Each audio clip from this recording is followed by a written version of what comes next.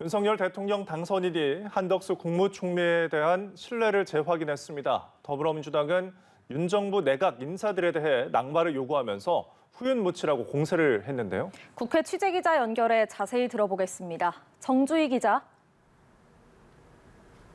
네, 윤석열 당선인은 어제 한덕수 국무총리 후보자에게 전화를 걸어 윤석열 정부 총리는 한덕수 후보자뿐이라고 힘을 실은 것으로 전해졌습니다.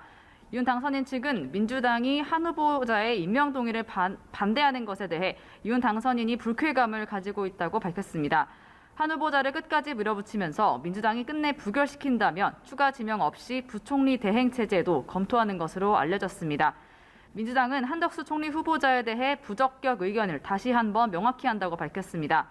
아울러 정호영, 한동훈, 원희룡, 이상민, 박보균 장관 후보자들은 낙마해야 한다는 입장도 밝혔습니다. 박홍근 원내대표는 한 후보자 인사청문회는 특권과 오만, 거짓을 확인하는 자리였다고 비판하고 윤 당선인이 정호영, 한동훈 후보자 흠결에 대해서 철통 방어하는 것도 후윤무치라고 공세했습니다. 국민의힘 권성동 원내대표는 정호영 후보자의 거취와 관련된 당의 입장을 윤 당선인 측에 전달했다고 밝혔습니다. 그러면서 민주당이 총리 인준 카드와 정호영, 한동훈 후보자를 연계하는 것은 인사청문회 취지에 반한다고 비판했습니다. 한편 대통령직 인수위원회는 오늘로 공식 활동을 마쳤고 대통령실 추가 인선도 단행됐죠? 네, 인수위는 50일 동안의 활동을 마무리하는 해단식을 열었습니다. 오는 10일 취임 준비에 집중하고 있는 윤석열 당선인도 참석해 제가 부족함이 많지만 여러분의 도움으로 국정이 잘 운영될 것이라고 확신한다고 격려했습니다.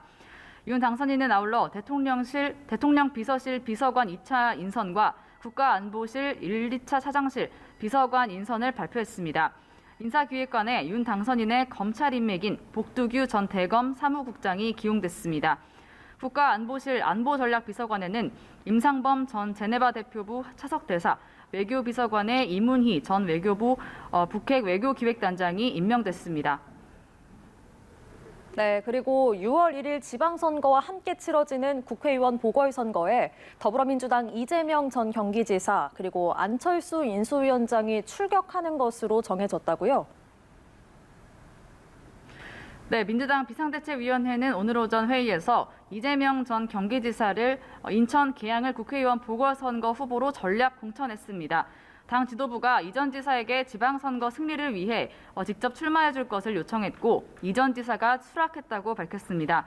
이 전 지사는 원내 진입에 도전하는 동시에 선대위의 총괄 상임 선대위원장을 맡아 지방선거를 최전방에서 지휘한다고 밝혔습니다.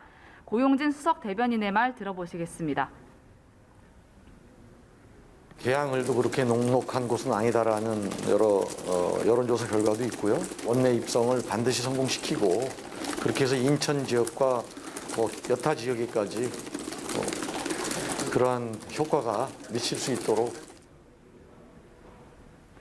국민의힘에서는 안철수 인수위원장이 경기 분당갑과 안랩 본사의 인연을 강조하면서 출마를 공식화했습니다.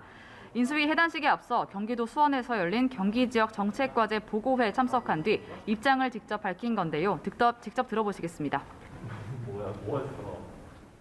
저는 분당갑에서 가장 먼저 사옥을 지은 것이 안랩입니다. 처음에 제가 안랩의 경영자로 있을 때 이쪽에 판교의 그 여러 가지 발전 가능성들을 염두에 두고